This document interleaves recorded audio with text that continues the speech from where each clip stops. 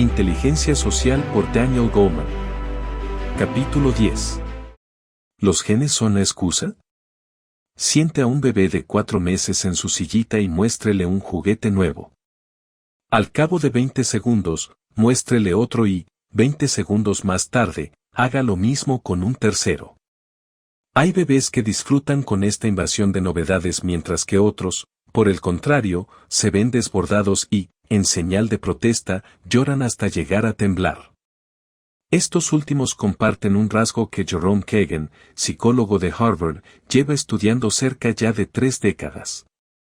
Cuando esos bebés, a los que Kagan ha denominado inhibidos, son muy pequeños, desconfían de los lugares extraños y de las personas desconocidas, una inhibición que, al alcanzar la edad escolar, se manifiesta como timidez. Según Kagan, esos niños vergonzosos han heredado una pauta heredada de neurotransmisores que hipersensibiliza su amígdala y les lleva a responder con una excitación mayor de la habitual ante las cosas y los eventos novedosos. Kagan es uno de los psicólogos evolutivos más acreditados desde que Jean Piaget empezó a estudiar, observando la evolución de las capacidades de sus propios hijos, los distintos estadios por los que atraviesa el proceso del desarrollo cognitivo. Kagan tiene una merecida reputación como pensador y metodólogo de primera clase, una habilidad que combina perfectamente con unos dotes excepcionales para escribir como un humanista, lo que pone claramente de manifiesto su profundo conocimiento filosófico y científico hasta en los mismos títulos de sus libros, como, por ejemplo, Galen's Prophecy. Cuando, a finales de los 70, Kagan afirmó por vez primera que un rasgo del temperamento como la inhibición podía deberse a causas biológicas, presumiblemente genéticas, fueron muchos los padres que suspiraron aliviados. No olvidemos que, según la perspectiva cultural imperante en esa época, todos los problemas infantiles se derivaban de algún error del parentaje, es decir, del modo en que los padres habían educado a su hijo. Desde ese punto de vista, por ejemplo, la timidez era una consecuencia del temor generado por unos padres excesivamente dominantes, la conducta bravucona del niño ocultaba, tras una fachada de dureza, la vergüenza provocada por el menosprecio de los padres y hasta la esquizofrenia era el producto de un doble vínculo. Es decir, de mensajes contradictorios que conllevan la imposibilidad de complacer a los padres. Kagan era profesor de psicología en Harvard cuando yo era estudiante. Que un científico tan insigne como él sugiriese la posibilidad de que el temperamento se deba a factores más biológicos que psicológicos cayó, según recuerdo, como una auténtica bomba en algunos de los círculos de Cambridge. En los pasillos del William James Hall, que alberga el departamento de psicología de Harvard, se decía que Kagan se había pasado al bando de los biologicistas que, en esa época, trataban de socavar el empleo de la psicoterapia en trastornos tales como la depresión, llegando a tener el descaro incluso de sugerir la existencia de causas biológicas. Hoy en día, varias décadas más tarde, ese debate parece una pintoresca reliquia procedente de otros tiempos. El avance de la genética va aumentando a diario la lista de hábitos temperamentales y conductuales que se hallan controlados por una secuencia u otra de ADN, mientras que la neurociencia, por su parte, sigue poniendo de manifiesto los circuitos neuronales que funcionan mal en un determinado trastorno mental y los problemas de neurotransmisores que acompañan a un rasgo temperamental extremo, desde la hipersensibilidad hasta la psicopatía. Pero las cosas, como suele decir Kagan, no son tan sencillas. Antes de continuar con el audiolibro, nos gustaría saber si este material te es de bendición dándonos un me gusta. Si quieres que subamos el siguiente capítulo debemos llegar a los 50 me gusta. Tu gratitud con un me gusta nos ayuda a seguir produciendo material de alto valor. Valoramos mucho los comentarios y el apoyo. Ahora sigamos con el audiolibro. El caso de los roedores alcohólicos. Mi mejor amigo de tercer grado fue John Crabbe, un niño espigado y perspicaz que llevaba gafas de concha como las de Harry Potter. A menudo iba en bicicleta calle abajo hasta su casa para pasar perezosamente la tarde jugando interminables partidas de Monopoly. Un verano, sin embargo, su familia se mudó y ya no volví a saber de él hasta casi medio siglo más tarde. El mismo día en que me enteré de que el mismísimo John Crabbe era un famoso especialista en genética del comportamiento que trabajaba en la Oregon Health and Sciences University y en el Portland VA Medical Center conocido, mira por dónde, por sus investigaciones con roedores alcohólicos, le llamé por teléfono. Durante muchos años, se había dedicado a investigar la conducta de una cepa de ratones denominada C57 conocida por su voraz apetito de alcohol, con la expectativa de que el descubrimiento de las causas de esa adicción pudiera proporcionarle alguna pista para el tratamiento del alcoholismo. Esa cepa de ratones sedientos de alcohol es una de las 100 más empleadas en la investigación médica, como las que son susceptibles a la diabetes o a las enfermedades cardíacas. Quizás deba decir, en este sentido, que todas las cobayas de una determinada cepa son, de hecho, clones de las demás y que sus genes son tan idénticos como los de los gemelos. Una de las virtudes de este tipo de investigación es su supuesta constancia, porque un ratón de una determinada cepa debería comportarse igual que cualquier otro ratón de la misma cepa en cualquier laboratorio de cualquier lugar del mundo. Pero un sencillo, y hoy en día muy conocido, experimento dirigido por Crabbe acabó poniendo en cuestión la mencionada constancia. Nos preguntábamos, me dijo Crabbe en esa llamada telefónica, cuán estable era esa constancia y, para ello, llevamos a cabo pruebas idénticas en 3 laboratorios diferentes, tratando de mantener constantes las variables ambientales, desde la marca de pienso con que los alimentábamos, purina, hasta su edad y el viaje que habían realizado hasta llegar al laboratorio y llevamos a cabo el experimento a la misma hora, el mismo día y con idéntico instrumental. Así fue como, entre las 8:30 y las 9:30 de la mañana hora local del 20 de abril de 1990, Crabbe llevó a cabo el experimento con ratones de 8 cepas diferentes, incluida la ya mencionada C57. La prueba consistió sencillamente en ofrecer a los ratones la posibilidad de elegir entre beber agua normal o una solución alcohólica y, como era de esperar, los amantes del licor eligieron el martini para roedores con mucha más frecuencia que los de las demás cepas.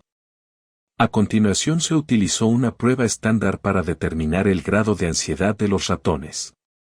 Para ello, se los colocó en el centro de una cruz con 4 brazos de plástico de igual longitud que se halla suspendida a unos 90 centímetros del suelo. 2 de los brazos opuestos poseen unos laterales altos de plástico transparente que impiden que el animal pueda salirse o caerse, mientras que los otros 2 están abiertos, lo que puede generar en ellos un cierto miedo. La investigación demostró que los ratones más ansiosos se asustaban y se quedaban cerca de las paredes protectoras, mientras que los más osados se atrevían a explorar los callejones abiertos. Para sorpresa de quienes creen que la conducta se halla exclusivamente determinada por los genes, la investigación demostró la existencia de notables diferencias en la prueba de la ansiedad entre los resultados de un laboratorio y los de otro. Así, por ejemplo, la misma cepa Valve se mostró muy ansiosa en Portland, pero muy osada en el caso de Albany. Si todo fuese genético, dijo Crabbe, no habría ningún tipo de diferencias al respecto. ¿A qué podían deberse esas diferencias? Es evidente que algunas variables, como la humedad y el agua, y, quizás la más importante de todas ellas, las personas que manipulaban a los ratones, porque uno de los auxiliares, por ejemplo, era alérgico a los ratones y llevaba un respirador, diferían de un laboratorio a otro. No debemos olvidar, agregó Crabbe, que algunas personas son confiadas y expertas en manipular a los ratones, mientras que otros están ansiosos o son demasiado bruscos. Mi opinión es que la conducta de los ratones puede verse afectada, de algún modo, por el estado emocional de la persona que los manipula. La publicación del artículo en el que resumía su experimento en la prestigiosa revista científica Science desató una auténtica tormenta entre los neurocientíficos, que se vieron obligados a asumir la inquietante noticia de que diferencias triviales en el modo en que los ratones eran manipulados en un laboratorio u otro provocaba cambios en su conducta, lo que ponía de manifiesto diferencias notables en el modo de expresión de los mismos genes. Las conclusiones del experimento de Crabbe y de otros semejantes realizados en el mismo sentido en otros laboratorios sugieren que los genes son más dinámicos de lo que, durante todo un siglo, se había dado por sentado. Lo que importa, pues, no son tanto los genes con los que nacemos, sino su expresión.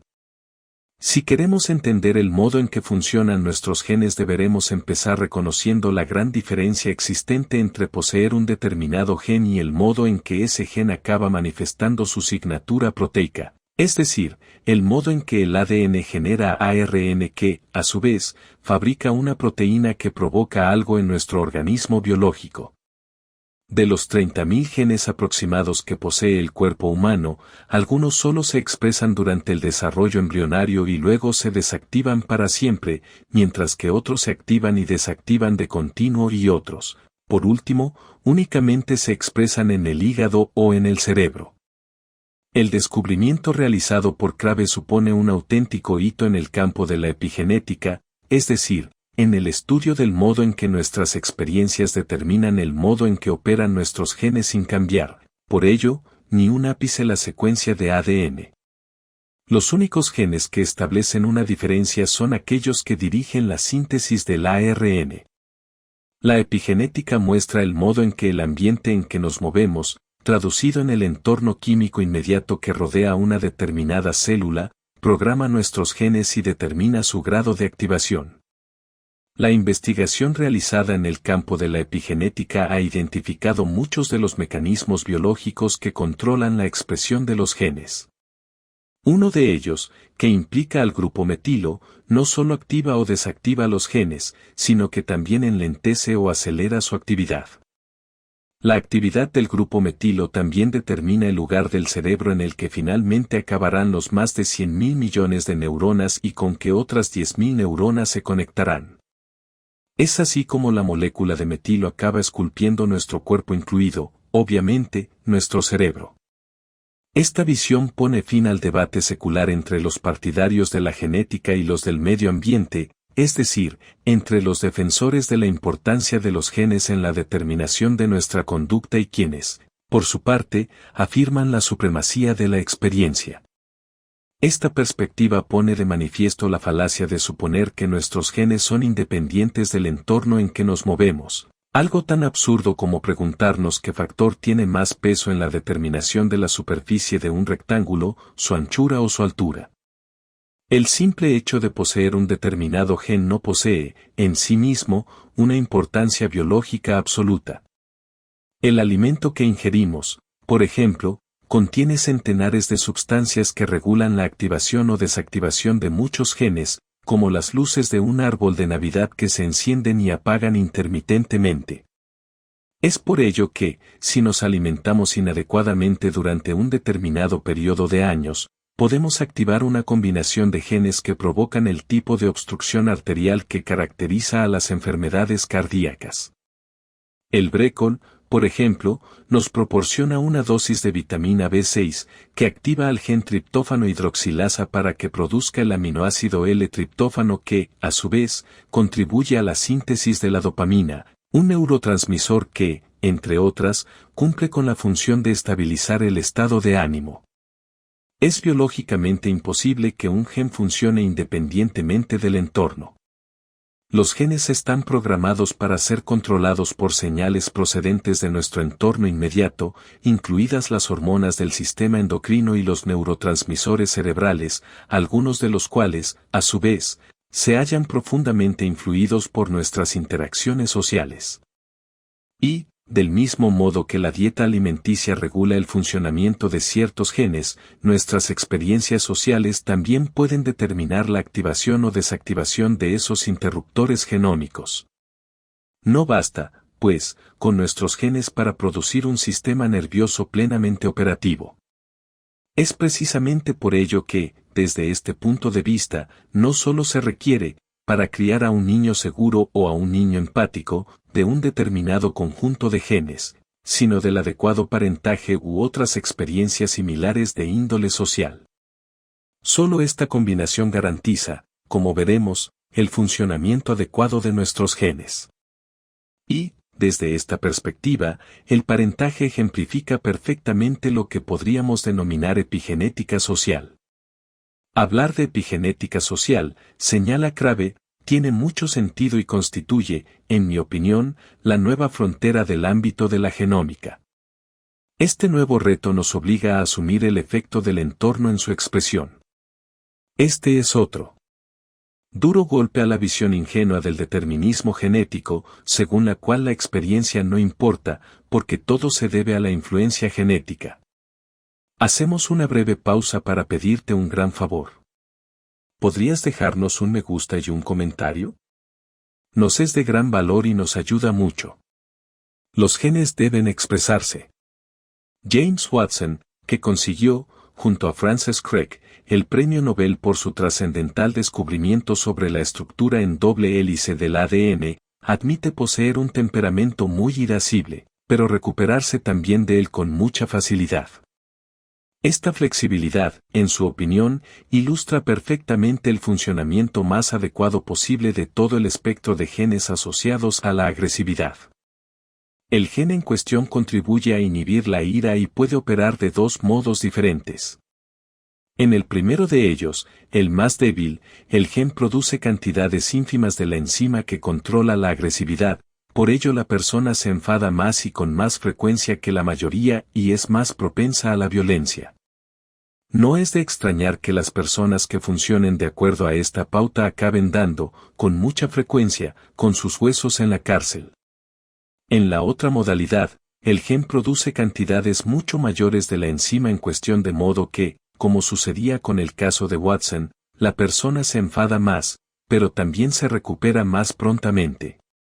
Esta segunda modalidad de expresión genética hace mucho más placentera la vida y permite que los momentos de irritación no duren tanto y hasta que la persona pueda, en casos muy contados, conseguir el premio Nobel. Si un gen no produce nunca las proteínas que podrían controlar el funcionamiento del cuerpo de un determinado modo, puede darse el caso de que se carezca de ese gen. Si un gen se expresa muy poco, tendrá poca importancia y si, por el contrario, lo hace mucho, se tratará de un gen muy importante. El cerebro humano está diseñado para modificarse en función de la experiencia acumulada. El cerebro, que posee la consistencia de la mantequilla y se halla encerrado dentro de su caja ósea, es tan frágil como complejo. Parte de esta fragilidad se deriva de su exquisita conexión con el entorno que le rodea. Durante mucho tiempo se había creído que los eventos que controlan los genes eran estrictamente bioquímicos y que dependían, en el mejor de los casos, de una nutrición correcta o, en el peor de los casos, de la exposición a productos tóxicos industriales. Hoy en día, sin embargo, los estudios epigenéticos han puesto de relieve la importancia del modo en que los padres tratan a sus hijos y han descubierto el modo en que la educación acaba configurando el cerebro del niño. El cerebro del niño está programado para crecer, una tarea en cuya conclusión invertimos más de las 2 primeras décadas de nuestra vida, lo que lo convierte en el último órgano corporal en madurar anatómicamente. A lo largo de todo ese tiempo, las principales figuras de la vida del niño, sus padres, hermanos, abuelos, maestros y amigos, pueden tener mucha importancia en el desarrollo de su cerebro, proporcionando una combinación emocional y social que alienta el desarrollo neuronal. Del mismo modo que la planta se adapta tanto a un terreno nutritivo como a otro esquilmado, el cerebro del niño se configura adaptándose a su ecología social, especialmente al clima emocional proporcionado por las personas más importantes de su entorno. Algunos sistemas cerebrales son más sensibles que otros a estas influencias sociales. Y cada red de circuitos neuronales cerebrales dispone de una ventana temporal óptima durante la cual puede verse conformado por las fuerzas sociales que le rodean.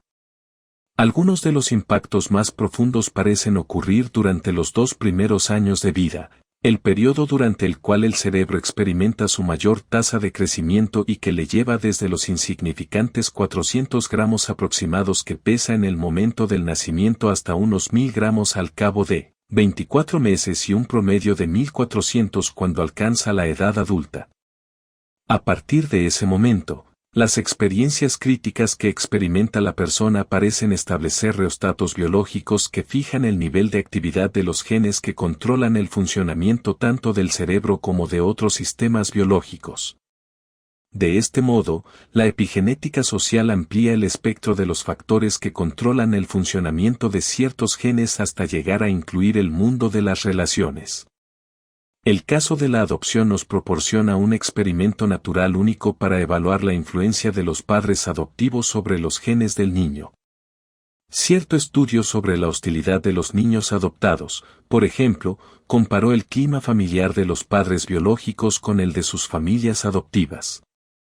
Los resultados de ese estudio concluyeron que, cuando los niños que habían nacido en familias con un historial de violencia y agresividad fueron adoptados por familias pacíficas, solo el 13% de ellos acabaron exhibiendo rasgos antisociales, mientras que, cuando cayeron en hogares inadecuados, es decir, familias en las que reinaba la agresividad, la tasa de violencia ascendió al 45%.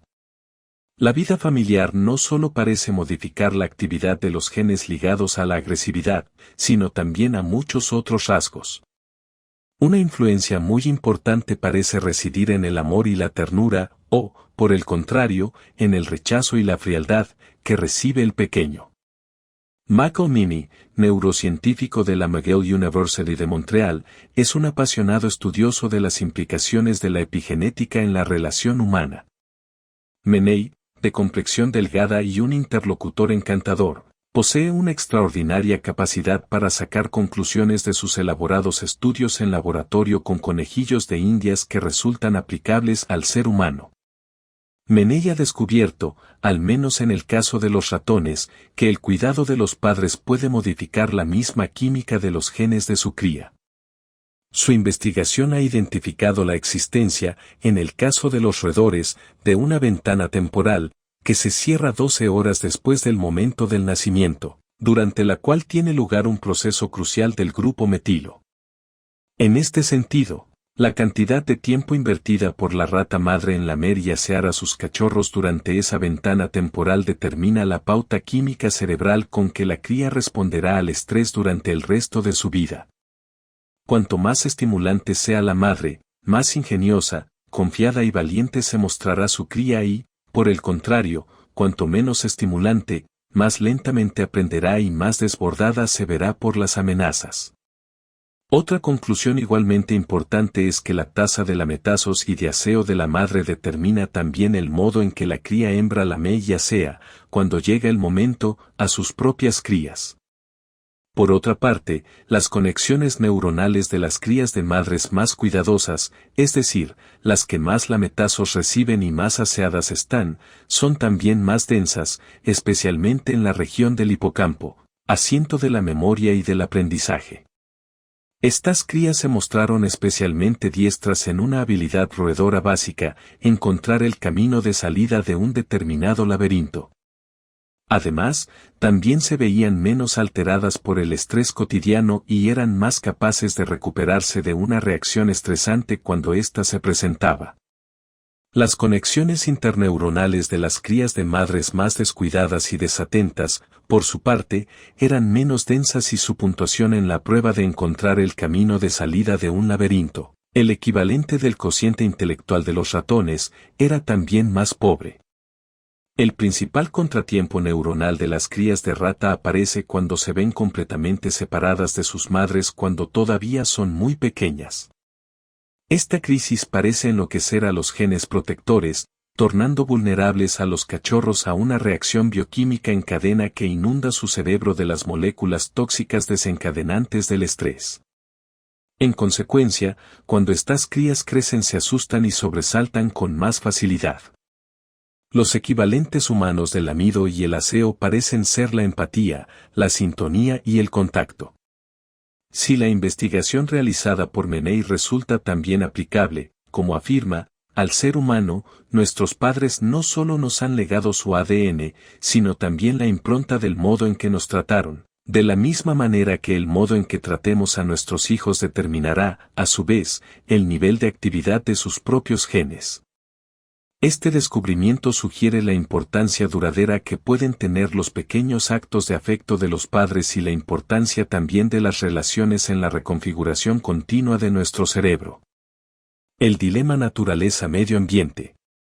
Es muy fácil hablar de epigenética cuando tratamos con ratones genéticamente híbridos en condiciones meticulosamente controladas de laboratorio, pero no lo es tanto hacerlo en el caótico mundo de los seres humanos. Ese fue el complejo reto al que se enfrentó la extraordinaria investigación dirigida por David Russ en la George Washington University. Reis, conocido por sus sagaces estudios sobre la dinámica familiar, contó para ello con la colaboración de Medes Hetherington, experto en familias de acogida, y Robert Plumen, líder en el campo de la genética del comportamiento. Los estudios realizados en torno al tema naturaleza versus medio ambiente se han centrado en la comparación entre niños criados por sus padres biológicos y niños adoptados. Una investigación que ha permitido determinar el peso relativo de las influencias familiares y de las estrictamente genéticas en un rasgo tal como la agresividad, por ejemplo. En la década de los 80, Plumin revolucionó el mundo científico con los resultados de sus estudios sobre gemelos adoptados que mostraban el peso relativo de los genes y de la educación en un determinado rasgo o habilidad. En este sentido, por ejemplo, afirmó que el peso genético de la capacidad académica de un adolescente, de la sensación de autoestima y de la moral gira aproximadamente en torno al 60, el 30 y el 25%, respectivamente. Pero Plumin y otros que emplearon su método tuvieron que enfrentarse a las acusaciones de haber valorado únicamente el efecto en un rango limitado de familias, fundamentalmente la de gemelos criados por padres biológicos comparados con las de aquellos otros que habían sido criados por padres adoptivos. Así fue como, en un intento de dar mayor especificidad a la ecuación, el grupo de Reis decidió incluir muchas más variables en las familias de adopción. Su diseño riguroso les obligaba a encontrar 720 pares de adolescentes representativos de todo el rango de proximidad genética, desde gemelos idénticos hasta distintos tipos de hermanos adoptados. Para ello, el grupo peinó todo el país para reclutar las familias que solo tuvieran 2 hijos adolescentes en cualquiera de 6 configuraciones concretas. Encontrar familias con gemelos y mellizos, el procedimiento estándar, no supuso ningún problema. Más difícil fue encontrar familias en las que los padres se hubieran divorciado y solo hubieran aportado un adolescente a la nueva familia adoptiva. Pero lo realmente complicado fue encontrar padres adoptivos que hubieran permanecido casados no menos de 15 años. Después de la ardua tarea de encontrar y reclutar a las familias adecuadas, los investigadores debieron dedicar años a analizar la inmensa cantidad de datos acumulados. Algunos de ellos se debieron al inesperado descubrimiento de que cada niño experimenta a la misma familia de manera diferente. Los estudios sobre gemelos criados separados habían dado por sentado que todos los hijos de una determinada familia la experimentan del mismo modo, pero la investigación dirigida por Reis, como las cobayas del Laboratorio de Genética de Crabbe, acabó con ese supuesto. Consideremos, por ejemplo, los casos del hijo mayor y del hijo menor. Desde el mismo momento del nacimiento, el mayor no tiene que compartir el amor y la atención de sus padres hasta la llegada del menor. Pero éste, por su parte, se ve en la obligación, desde el primer día, de desarrollar estrategias para conseguir el afecto y el tiempo de sus padres. De este modo, los niños compiten para ser únicos, lo que inevitablemente les lleva a ser tratados de manera diferente. No es cierto, pues, que vivir en la misma familia suponga vivir en el mismo entorno. Pero la cuestión es que el tratamiento diferenciado y específico de cada uno de los hijos demostró tener mucho más peso en la determinación del temperamento del niño que cualquier influencia genética. Así pues, los diferentes modos en que el niño encuentra su nicho concreto en el seno de una familia le convierte en una especie de comodín epigenético. Además, los padres no son los únicos en dejar su huella en el temperamento de su hijo, porque lo mismo sucede con todas las personas con las que convive, especialmente sus hermanos y amigos. Para complicar todavía más las cosas, la investigación también puso de relieve la existencia de un factor sorpresa que determinaba de manera independiente y poderosa el destino de un niño, a saber, el modo en que empieza a pensar en sí mismo. A decir verdad, la sensación de autoestima de un adolescente depende fundamentalmente del modo en que ha sido tratado y casi nada de la genética y, una vez establecida, modela su conducta de manera completamente ajena a la atención prestada por los padres, las presiones de los compañeros o cualquier otro dato de índole genética. Pero la ecuación que determina el impacto social sobre los genes volvió a dar un nuevo giro cuando se descubrió que los datos genéticos del niño determinan, a su vez, el modo en que es tratado.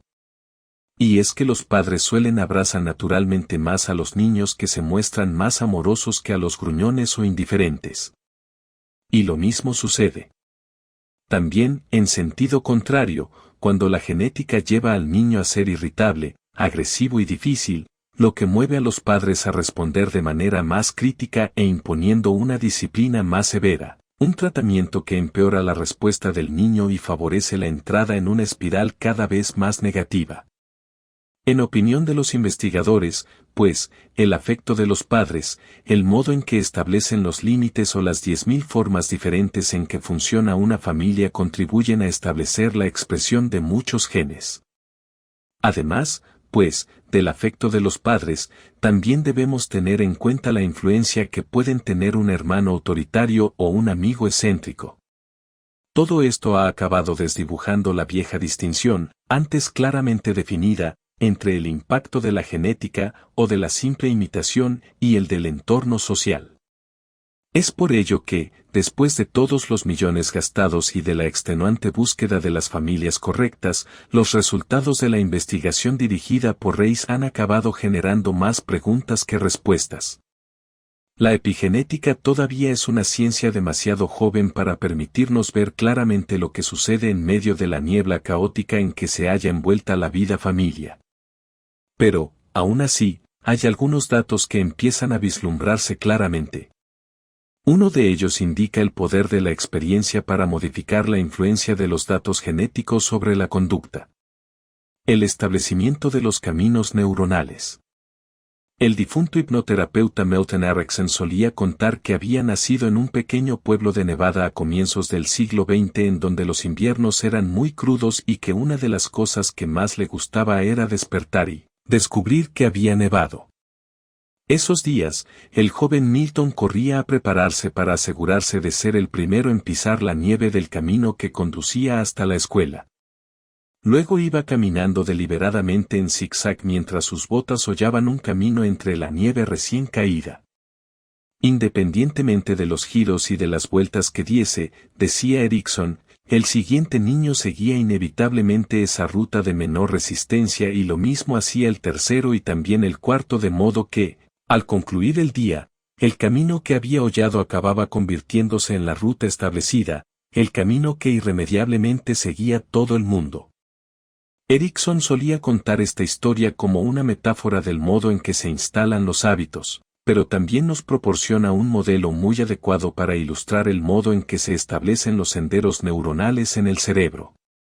Las primeras conexiones entre los circuitos neuronales van fortaleciéndose en la medida en que se repite la misma secuencia, hasta que acaba convirtiéndose en una ruta automática.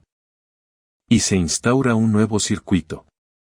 El hecho de que el cerebro humano encierre tantos circuitos en tan poco espacio impone la necesidad continua de extinguir las conexiones cerebrales que ya no se utilicen, para dejar así espacio a otras nuevas.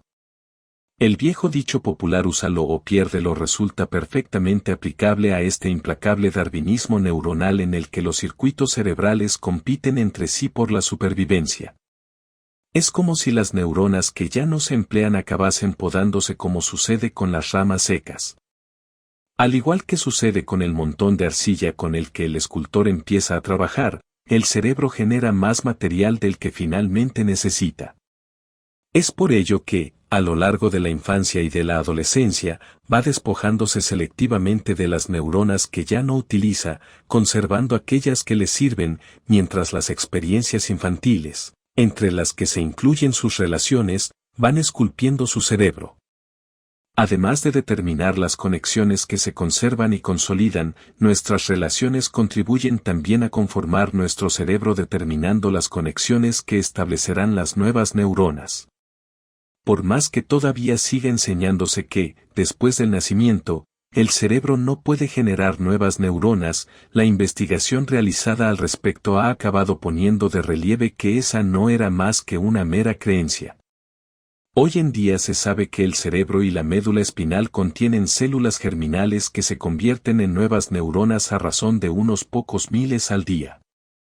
Así pues, aunque el ritmo de creación de nuevas neuronas alcanza su cúspide durante la infancia, se trata de un proceso que perdura toda la vida. Cuando nace una nueva neurona, emigra hasta su posición definitiva y, en el curso de un mes, se desarrolla hasta establecer unas 10.000 conexiones con otras neuronas dispersas por todo el cerebro. Durante los 4 meses siguientes, aproximadamente, la neurona va consolidando sus conexiones hasta acabar integrándose en el funcionamiento cerebral.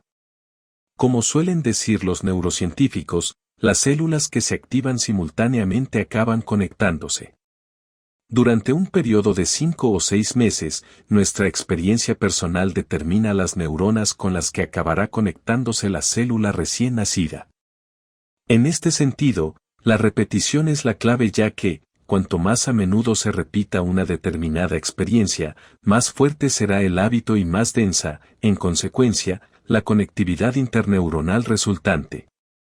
Meney ha descubierto que, en el caso de los ratones, el ejercicio repetido incrementa la velocidad con la que las nuevas neuronas se integran con las demás.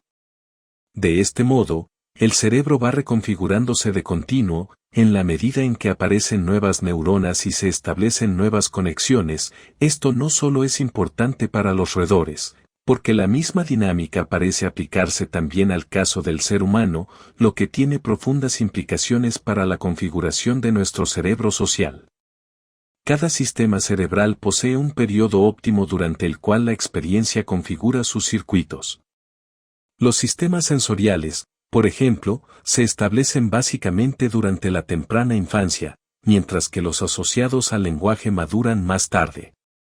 Y algunos sistemas, como el hipocampo, que, tanto en el caso del ser humano como en el de los ratones, constituye el asiento del aprendizaje y la memoria, se ven fuertemente configurados por la experiencia a lo largo de toda la vida. Los estudios realizados en este sentido con simios, por ejemplo, revelan la existencia de células del hipocampo que solo ocupan su lugar durante la infancia pueden dejar de emigrar cuando la cría experimenta una gran tensión durante ese periodo crítico y que, por el contrario, el cuidado parental amoroso favorece la migración. En el caso de los seres humanos, la mayor ventana temporal para la configuración cerebral afecta al córtex prefrontal, que sigue madurando anatómicamente hasta el comienzo de la edad adulta. Así pues, las personas que rodean al niño tienen una ocasión que dura décadas para dejar su impronta en los circuitos neuronales de la vía superior. Cuantas más veces ocurra una determinada interacción durante la infancia, más profundamente quedará impresa su huella en los circuitos cerebrales y mayor su adherencia cuando el niño acabe convirtiéndose en adulto. Esos momentos repetidos desde la infancia acabarán convirtiéndose en senderos cerebrales automáticos, como las huellas dejadas por Milton Erickson en la nieve. Consideremos, por ejemplo, el caso de las células fusiformes, esos conectores extraordinariamente rápidos con los que cuenta el cerebro social. Los investigadores han descubierto que, en el caso de los seres humanos, estas células emigran a su ubicación definitiva, fundamentalmente la corteza orbitofrontal y la corteza cingulada anterior, a eso de los 4 meses, momento en el cual establecen sus conexiones con miles de otras células. La conclusión a la que han arribado los neurocientíficos es simplemente que la región con la que conectan las células fusiformes y la densidad de esa conexión dependen básicamente de factores tales como el clima amable y cordial, en el mejor de los casos, y del estrés familiar, en el peor de ellos. Recordemos que las células fusiformes conectan las vías superior e inferior, ayudándonos así a armonizar nuestras emociones con nuestras respuestas, una conectividad neuronal que refuerza un conjunto básico de habilidades ligadas a la inteligencia social. Como dice Richard Davidson, el neurocientífico del que ya hemos hablado en el capítulo 6, después de que nuestro cerebro registre la información emocional, el córtex prefrontal nos ayuda a dar la respuesta más adecuada. El modo en que las relaciones que mantenemos con los demás activan los genes que configuran estos circuitos determina nuestro estilo afectivo, es decir, la velocidad e intensidad con la que respondemos a un determinado estímulo emocional y el tiempo que tardamos en recuperarnos. En lo que respecta al aprendizaje de las habilidades de autocontrol, tan esenciales para facilitar las interacciones sociales, Davidson opina que la neuroplasticidad es mucho mayor al comienzo de la vida que más tarde. La investigación realizada al respecto en el mundo animal indica que algunos de los efectos de la experiencia temprana pueden ser irreversibles, de modo que, una vez que el entorno ha configurado, en nuestra infancia, un determinado circuito, acaba convirtiéndose en algo completamente estable. Imaginen a una madre jugando al inocente juego del peek-boo, que consiste en esconder el rostro detrás de las manos para reaparecer después y hacer reír así al bebé. En la medida en que la madre cubre y descubre repetidamente su cara, el bebé va excitándose progresivamente, pero, en el momento de mayor intensidad, el bebé se gira bruscamente y empieza a chuparse el pulgar, con la mirada perdida en el espacio. Ese tipo de mirada jalona el comienzo de una pausa absolutamente necesaria para que el bebé se tranquilice. La madre le da entonces el tiempo necesario y espera que vuelva a mirarla para retomar el juego. Pocos segundos después, el bebé vuelve a mirarla y ambos sonríen. Supongamos ahora que, cuando el juego alcanza su punto culminante, el momento en el que el bebé necesita alejarse, chuparse el pulgar y tranquilizarse antes de volver a establecer contacto con su madre, ésta no espera sino que, en lugar de ello, se entromete en su campo visual, chasqueando la lengua para llamarle la atención. El bebé sigue entonces con la mirada fija ignorando a su madre, pero ella no ceja en su empeño, acercando más su rostro y obligándole a gemir y a lloriquear, hasta que se aleja y empieza a chuparse febrilmente el pulgar. Es importante que una madre tome nota de la señal enviada por su bebé, mientras que otra ignore ese mensaje e insista en llamar su atención antes de que su hijo esté en condiciones de hacerlo. Esta es una pregunta que no puede ser respondida teniendo exclusivamente en cuenta el juego del escondite. Son muchas las investigaciones que sugieren que el fracaso repetido del cuidador en establecer contacto con el niño puede tener efectos duraderos. Esta pauta, repetida a lo largo de la infancia, va moldeando el cerebro social de un modo tal que hace que un niño crezca contento con el mundo y sea amable y cariñoso, mientras que otro, por el contrario, se torne triste, abstraído, enojado y hostil. Es posible que, en el pasado, esas diferencias se atribuyeran al temperamento del niño, otro modo, en suma, de hablar de los genes. Hoy en día, sin embargo, la actividad científica se concentra en el modo en que los genes del niño pueden verse activados por los miles de interacciones rutinarias que experimenta a lo largo de su proceso de desarrollo. La esperanza del cambio. Todavía recuerdo la clase en que Jerome Kagan nos habló de la investigación que entonces estaba comenzando en Boston y en China que usaba las reacciones a la novedad de un bebé para identificar a los niños que acabarían siendo tímidos y vergonzosos. Kagan está hoy en día semijubilado, pero todavía prosigue esa misma línea de investigación, rastreando los primeros pasos en la vida adulta de algunos de los que una vez fueron llamados bebés de Kagao. De vez en cuando todavía voy a visitarle a su vieja oficina en el piso superior del William James Hall, la torre más alta del campus de Harvard. En la última visita, me habló de su último descubrimiento, la investigación de 22 de esos niños con RMNF, porque sus métodos de investigación siempre están al día. Según me dijo, la imagen cerebral de 22 bebés Kagan que años atrás habían sido identificados como inhibidos y que ahora tienen entre 20 y 30 años había descubierto que tenían una amígdala especialmente sensible a cualquier novedad. Uno de los indicadores del perfil neurológico de la timidez parece ser la mayor actividad en los colículos, una región de la corteza cerebral sensorial que se activa cuando la amígdala detecta algo anómalo y posiblemente amenazador. Pero estos circuitos neuronales también se activan cada vez que percibimos una discrepancia, cualquier cosa de apariencia extraña o anómala. Los niños que muestran una baja reactividad en estos circuitos tienden a ser extravertidos y sociables, mientras que los que muestran una elevada reactividad se asustan de las novedades y, en consecuencia, tienden a escapar de las cosas que les parecen inusuales. Este tipo de tendencia suele, en el caso del niño pequeño, ser autorreforzante, cosa que también sucede por ejemplo, con la sobreprotección, que impide a los niños tímidos acceso al aprendizaje social que podría ayudarles a desarrollar otro tipo de reacciones. En sus primeros estudios, Kagan descubrió que, cuando los padres alientan, e incluso, en ocasiones, obligan a sus hijos a estar con compañeros a los que, de otro modo, evitarían, pueden llegar a superar, la mayor parte de las veces, la predisposición genética a la timidez. Después de décadas de investigación, Kagan ha descubierto que solo 1/3 de los niños que, poco después del nacimiento, fueron identificados como inhibidos, seguían siéndolo al alcanzar la edad adulta. Hoy en día opina que lo que ha cambiado no es tanto la hiperreactividad neuronal subyacente, porque la reacción de su amígdala y sus colículos sigue siendo desmesurada, sino lo que el cerebro hace con ese impulso.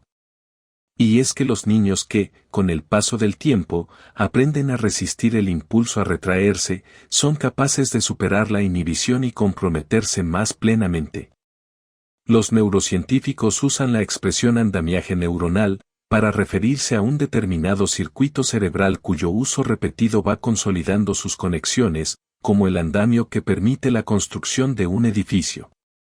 Este andamiaje neuronal es el que explica por qué es necesario el esfuerzo, o quizás simplemente el esfuerzo y la conciencia, para establecer y consolidar un nuevo camino que acabe modificando una determinada pauta conductual.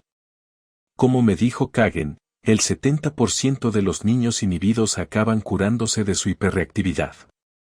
Es cierto que el temperamento puede limitar nuestras posibilidades, pero en modo alguno las determina. Nadie diría, me dijo Kagan, que el muchacho de 10 años que finalmente ha aprendido a experimentar su miedo y a actuar de otro modo había sido identificado, en su infancia, como inhibido. Pero lo cierto es que, para usar la vía superior para domesticar a la inferior se requiere esfuerzo y ayuda, y también una serie de pequeñas victorias. Kagan recuerda que, en su caso, una de estas pequeñas victorias fue la que le llevó a superar un miedo a las inyecciones que, en su infancia, era tan intenso que se negaba a ir al dentista, hasta que finalmente tropezó con un dentista que se ganó su confianza. Ver a su hermana lanzarse a la piscina también le proporcionó el coraje necesario para vencer el miedo y acabar finalmente aprendiendo a nadar. Y, del mismo modo, al comienzo necesitaba hablar con sus padres para sobreponerse a una pesadilla, pero finalmente aprendió a tranquilizarse solo. Yo pude sobreponerme a mis miedos fue el título de un ensayo escolar de ese niño anteriormente miedoso. Ahora que entiendo mi predisposición a la ansiedad puedo hablar francamente de los miedos más sencillos. Con un poco de ayuda, pues, los niños inhibidos pueden experimentar un cambio positivo. En este sentido, el estímulo de la familia o de los demás puede resultar de gran ayuda, como también lo es el uso de amenazas naturales para superar su tendencia a la inhibición y aprender a enfrentarse de otro modo a la situación. Kagan dice a su propia nieta, que tiene 6 años y es muy vergonzosa, créeme. Soy tan tímido que debo practicar para no serlo, luego agrega, los padres no parecen darse cuenta de que, aunque la biología promueve ciertos resultados, no determina lo que puede llegar a suceder. Aunque la educación parental no puede cambiar los genes ni modificar los tics neuronales, la neurociencia ha comenzado a precisar con sorprendente detalle el modo en que la experiencia cotidiana del niño va esculpiendo sus circuitos neuronales.